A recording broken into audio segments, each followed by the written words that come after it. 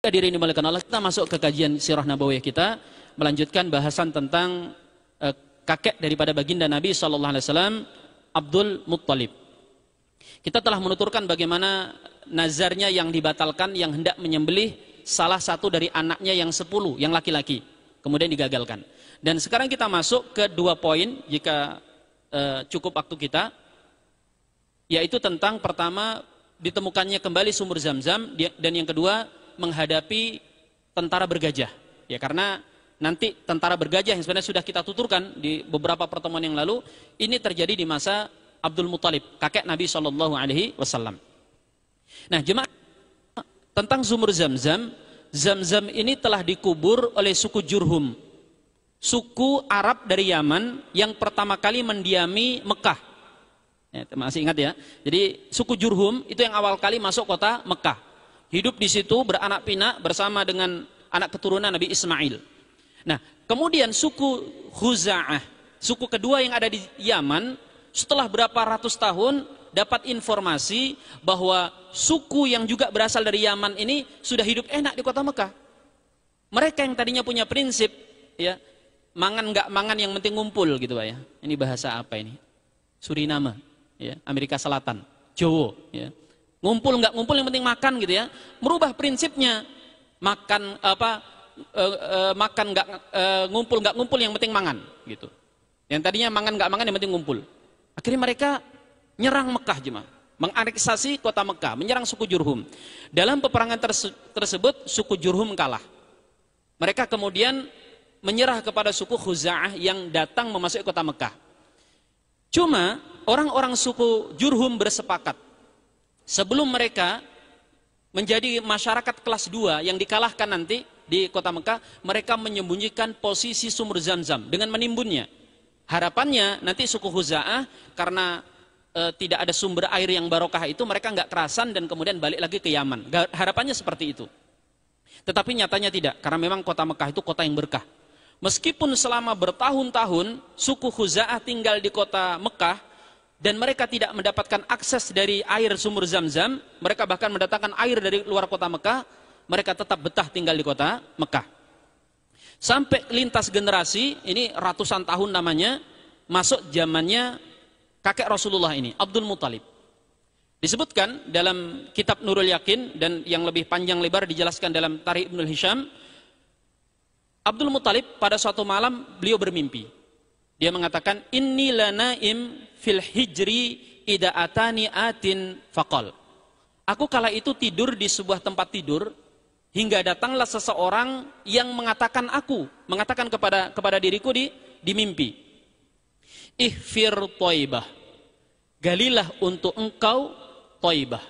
Thaibah ini artinya yang bagus, galilah sesuatu yang bagus. Qultu wa ma Thaibah. Maka Abu Thalib menceritakan dalam mimpinya itu, apa itu Thaibah? Qala summa dhahaba anni. Begitu ditanya, buru-buru jawab orang dalam mimpi ini, pergi. Dia pergi begitu saja. Abdul Muttalib terbangun, dan kemudian mimpi ini pun terbawa dalam kehidupannya. Diceritakan, aku tadi mimpi begini dan sebagainya.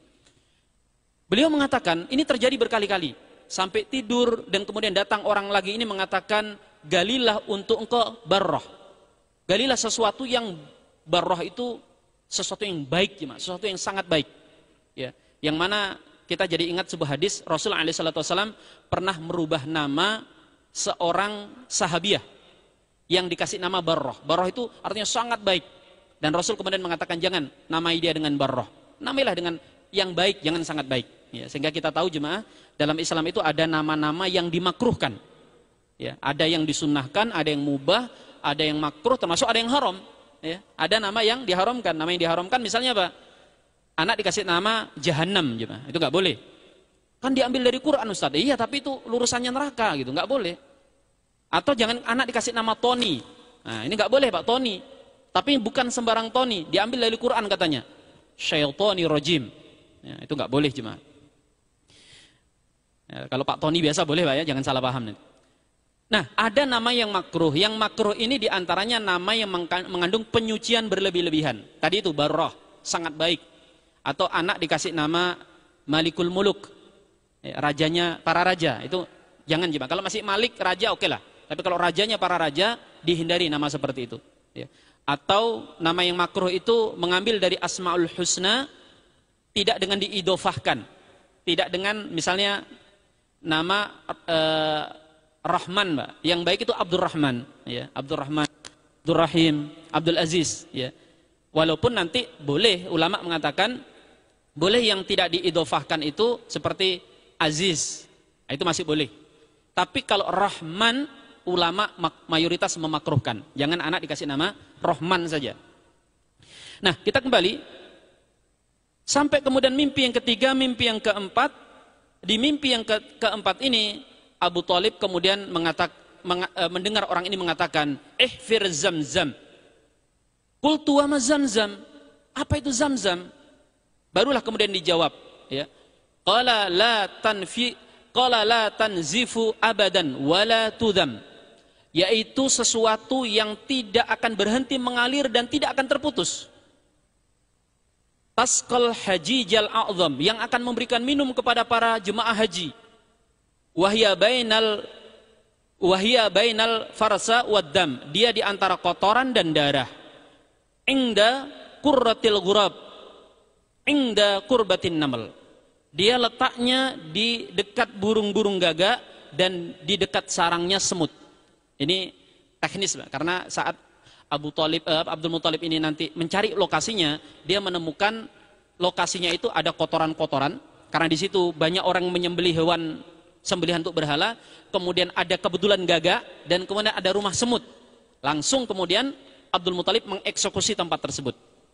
Tapi yang unik dari mimpi ini, hadirin dimuliakan Allah, kita lihat bagaimana Abdul Muthalib itu dimimpikan dengan sebuah mimpi yang luar biasa gitu ya, yang takwilnya langsung direct, langsung tekstual sekali, ya. Dan mimpi ini dalam Islam kemudian nanti jadi hukum tersendiri, jemaah. Sampai para ulama itu membahasakan, hadirin, mimpi itu menempati alam tidur kita. Tidur kita itu nyaris 1/3 daripada usia kita. Kalau kita tidur 8 jam, Mbak, itu kan berarti 24 jam, 8 jam kita tidur. Mana mungkin sesuatu yang begitu panjang itu, mimpi yang kita alami setiap hari itu, semuanya sifatnya sia-sia, enggak begitu. Pasti ada yang bermakna. Dan ini dibuktikan dalam apa? Dalam banyak kisah-kisah sirah, bahkan dalam Al-Quran bagaimana Nabi Yusuf alaihissalam juga mentakwilkan mimpi. Dan dalam hadis juga Rasul mengatakan mimpi itu terbagi menjadi 3. Ar-ru'ya as-salas. Ru'ya itu, mimpi itu terbagi menjadi 3. Ada mimpi yang benar, ada mimpi yang datang dari syaitan, ada mimpi yang merupakan bunganya tidur. Ya, bunganya tidur. Orang gara-gara malam habis ba'da isya keliling nyium bau duren, malamnya kejatuhan duren gitu, Pak, ya. Itu kebawa mimpi aja. Atau begitu kita lihat duit gitu, kemudian malam mimpi mandi duit. Itu biasanya karena apa yang dilihat. Yang kedua datang dari setan. Yang datang dari setan ini biasanya karena maksiat yang kita kerjakan, dan umumnya sifatnya menyedihkan. Biasanya mimpinya at-tahzin. Jadi kalau kita mimpi jadi sedih, jadi galau, itu datang dari setan. Di antara adabnya, mimpi jenis yang kedua ini jangan diceritakan, supaya setan tidak punya peluang untuk mewujudkan mimpi itu. Ya, bahkan kita disunahkan kalau malam bangun membaca ta'awud dan kemudian meludah ke sisi sebelah kiri. Cuma saya sarankan ini diamalkan hati-hati. Kecuali untuk jomblo silakan kalau jomblo kan. Tapi kalau sudah beristri, bersuami, ngeludah ke kiri, berantem malam-malam nanti kan. Apa ini kok ludah-ludah malam-malam ini? Dan yang ketiga adalah ar-ru'ya shadiqah faminallah, mimpi yang benar yang datang dari Allah. Dan mimpi yang benar ini dibahas oleh para ulama, jemaah. Ada kitabnya tersendiri. Al-Imam Ibnu Sirin punya kitab Ar-Ru'ya, kitab mimpi. Banyak kaidah-kaidah yang harus dipahami di situ. Termasuk bahwa kapan waktunya mimpi yang benar. Ya. Kemudian termasuk apakah itu bisa terjadi pada diri orang yang soleh saja atau pada semua orang. Mayoritas ulama mengatakan mimpi yang benar bisa terjadi bahkan kepada orang kafir. Bisa, jemaah. Orang kafir itu bisa mengalami mimpi yang benar. Dalilnya apa? Fir'aun atau Malikul Misra, Raja Mesir yang bermimpi dan kemudian diceritakan kepada Nabi Yusuf alaihissalam. Ya. Termasuk kisah-kisah yang terjadi pada kakek Rasulullah SAW. Terlepas terjadi perdebatan apakah kakek Nabi SAW ini ahli fatrah atau bukan. Nah, hadirin dimuliakan Allah, mimpi ini kemudian dieksekusi oleh Abdul Muthalib. Beliau keesok harinya bangun, dia ajak anaknya yang paling besar. Ya. Siapa nama anaknya Abdul Muthalib yang paling sulung? Ada yang tahu? Gimana? Al-Haris. Ya, Al-Haris ini anak satu-satunya, yang lain belum punya. Makanya nanti setelah menggali sumur Zam-Zam ini, barulah terjadi peristiwa nazar itu. Ya, Abdul Muthalib ketika gali sumur kan capek. Coba aku kalau punya anak 10, kan enak gitu ya. Dan nanti kalau punya 10 tak potong salah satu kan gitu. Ya, asbabun nuzul dari asbabul wurud daripada peristiwa ini. Nah, Abdul Muthalib datang dengan Al-Haris anak sulungnya ini membawa cangkul. Kaget masyarakat Quraisy. Ente mau ngapain Abdul Muthalib? Mau gali Zam-Zam. Apa Zam-Zam? Orang-orang itu sudah nggak kenal, Pak. Zam-Zam itu udah mungkin ratusan tahun yang lalu terjadi dan tinggal cerita. Ada yang tahu tapi mereka masih remang-remang gitu. Apalagi ini main gali-gali aja. Dan posisinya, posisi penggalian yang akan dilakukan oleh Abdul Muthalib, kakek Nabi ini, antara berhala yang namanya Isab dan Na'ilah. Ya. Bapak Ibu jemaah sekalian, berhala itu ada sekitar 360-an yang ada di kota Mekah, yang ada di sekitar Ka'bah. Itu macam-macam jemaah. Ada orang soleh, ada jin, ada postur macam-macam, ada tokoh masyarakat yang kemudian diberhalakan. Nah, yang unik Isab dan Na'ilah ini. Isab dan Na'ilah ini jemaah bukan orang soleh, tetapi penjahat. Ya, penjahat. Kisahnya bisa kita buka dalam tarikh Ibnu Ishaq. Ini dua orang yang hendak berzina dan janjian zinanya di kota Mekah. Ya, mereka dari Yaman. Begitu musim haji mereka janjian karena cinta mereka cinta terlarang itu. Ketemu di Mekah dan berzina, dikutuk dan jadi batu. Ya. Meskipun yang dipahat atau yang dijadikan batu itu bisa jadi sebenarnya bukan dua sosok ini, ya, tapi mungkin yang lain dan sebagainya. Tetapi Isab dan Na'ilah dibuatkan arca, dibuatkan patungnya. Nah, Abdul Muthalib menggali di situ. Dua arca ini disingkirkan. Marah penduduk Mekah kan? Marah penduduk Mekah, ini Tuhan kita kok disingkirkan? Lihat jahiliyahnya, Pak. Ya. Orang kena kutuk malah digabungin jadi Tuhan. Disingkirkan. Abdul Muthalib tetap, aku akan gali di sini. Dan dia kemudian menyerahkan senjata kepada Al-Haris. Bapakmu menggali, nanti kalau mereka macam-macam jaga punggung bapak. Ya, atau tiba-tiba ditebas orang gitu kan. Tapi sampai penggalian itu dilakukan oleh Abdul Muthalib, orang Mekah tidak ada yang berani mengganggu Abdul Muthalib. Hingga kemudian air memancar.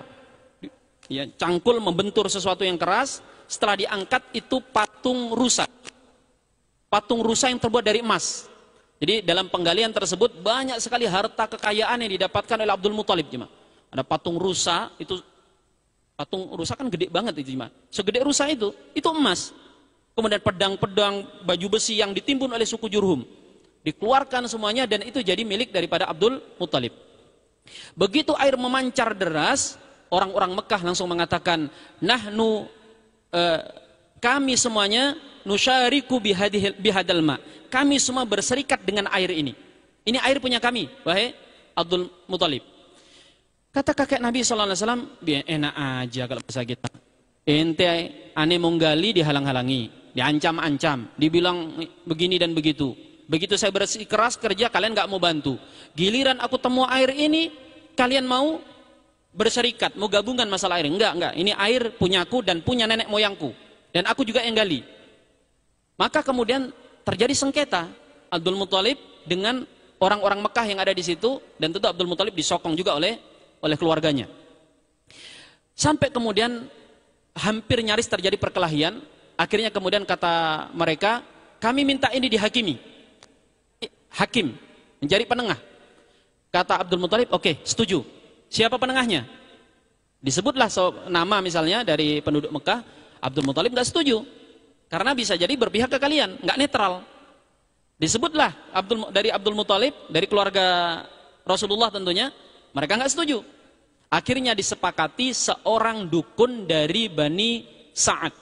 Ya, dari Bani Sa'ad yang ke arah Syam tempatnya. Oke, kita undang dia untuk memberikan keputusan di sini atau kita datang ke sana. Akhirnya diputuskan, hadirin dimuliakan Allah, berangkatlah kakek Nabi SAW ini sama beberapa tokoh masyarakat Mekah untuk menentukan gimana nasib air Zam-Zam ini. Apakah sepenuhnya milik Abdul Muthalib sehingga kemudian nanti tadi monopoli oleh beliau dan keluarganya, atau milik bersama gitu. Berangkat beberapa orang, Nah, kisah jemaah di perjalanan karena perbekalan mereka minim, makanan mereka habis. Makanan mereka habis, berlanjut air mereka habis. Ketika mereka singgah di sebuah perkampungan masyarakat Arab yang antara Mekah dan Syam, mereka minta tambahan ransum lah, minta air dan sebagainya. Enggak dikasih, Pak. Bahkan mereka diusir. Mereka diusir karena dianggap membawa sial. Orang lagi sengketa mampir di kampung mereka. Itu sama wabah gitu kan, ya.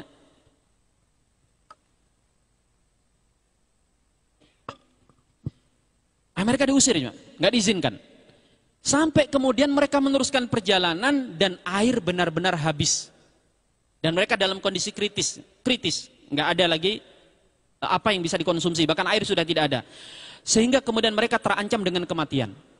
Kayaknya ini di padang pasir, tinggal beberapa jam ke depan, kalau mereka tidak dapat air, mati mereka. Maka kemudian dalam kondisi putus asa itu mereka bertanya kepada Abdul Muttalib, kakek Nabi SAW. Wahai Abdul Muttalib, engkau adalah orang yang paling bijaksana di tengah-tengah kami. Putuskanlah sebuah urusan. Kira-kira apa yang bisa kita lakukan? Kami nyerah dah kepada anda. Udah, nanti putusin apa ini? Maka kata Abdul Muttalib, kalau menurutku, kita kemungkinan sudah nggak akan selamat. Satu persatu dari kita akan mati, hanya masalah giliran. Saya mati, anda semua akan mati. Lalu apa saranmu? Kata mereka. Kata Abdul Muttalib, daripada kita nanti jadi bangkai, atau kita nanti nyusahin yang masih hidup, sebaiknya kita siap-siap saja dari sekarang. Masing-masing mumpung masih kuat, gali kuburnya sendiri-sendiri. Terus, ya dia baring. Entar kalau dia nggak ada suaranya lagi, yang lain tinggal nguruk lah bahasanya, Pak ya. Tinggal nggak usah capek gali kan, tinggal didorong-dorong tanah atau biarkan aja ketiup angin, pasir itu akan nimbun. Kata mereka, cerdas juga saranmu gitu ya. Oke, kami nurut. Orang sudah putus asa. Saking putus asanya gali kubur sendiri. Begitu kubur digali, baring mereka, termasuk kakek Nabi SAW, baring, ngobrol mereka. Kalau bahasa kita, gimana kabar? Alhamdulillah masih, gitu ya. Tapi nggak ada alhamdulillahnya kali ya. Udah mati belum sebelah? Belum, gitu ya.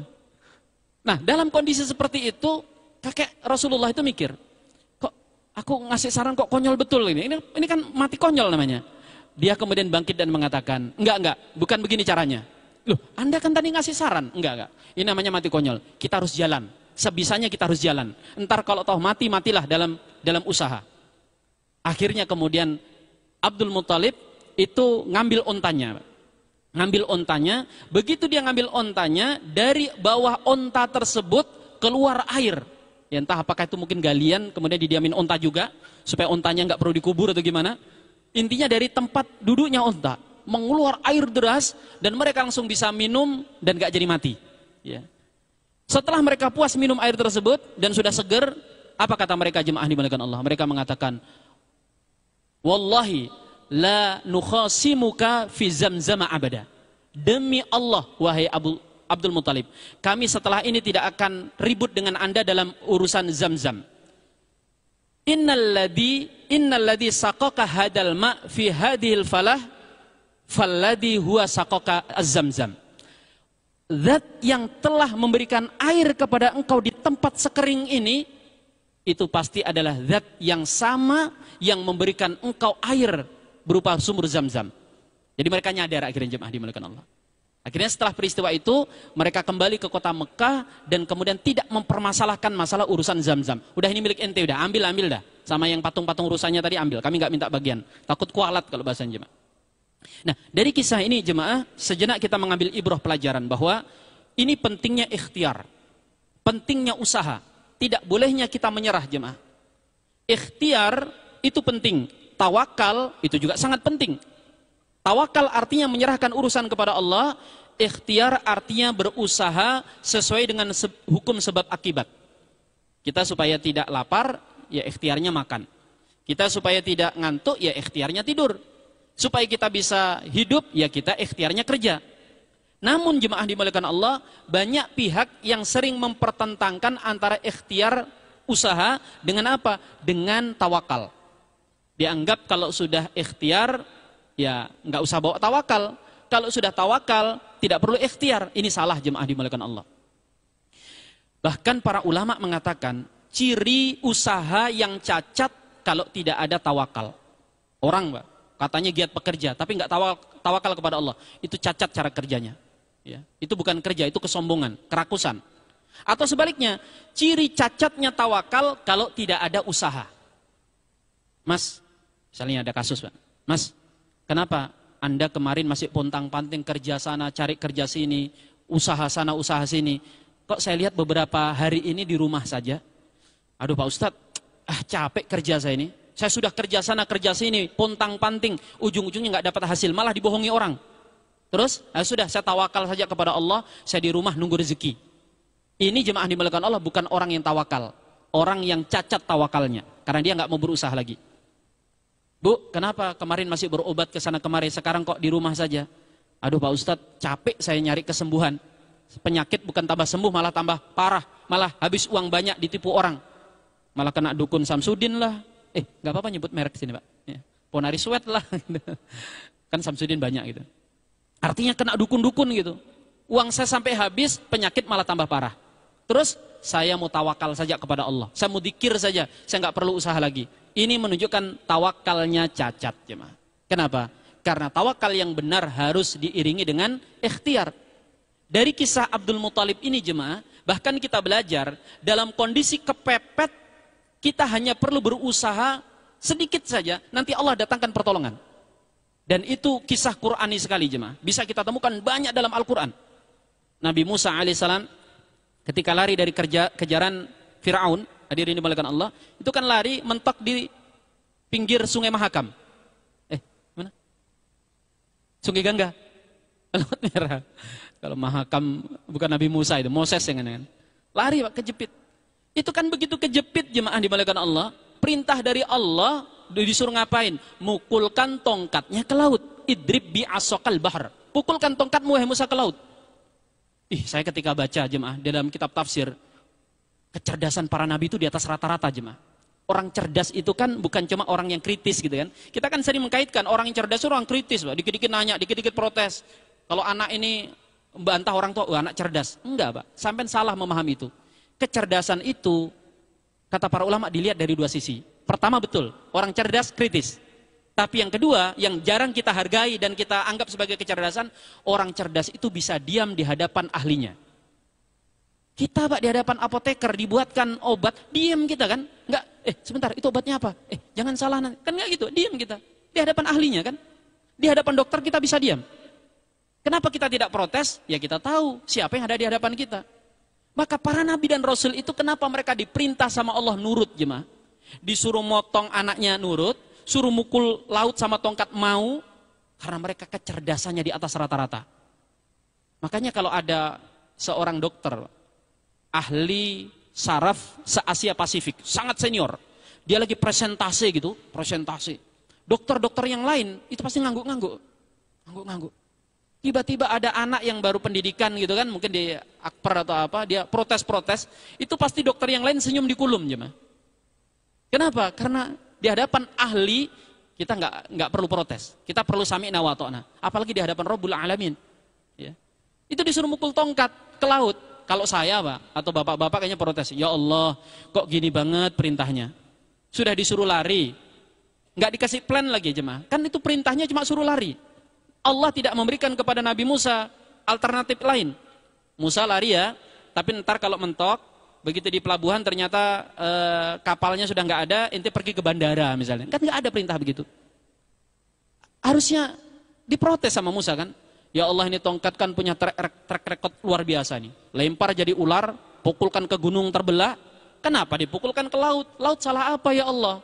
Kenapa perintahnya nggak pukulkan ke gundulnya Fir'aun misalnya kan gitu. Tapi lihat jemaah, begitu taat dipukul, jedar terbelah laut. Sekarang saya mau uji Bapak Ibu yang ada di sini.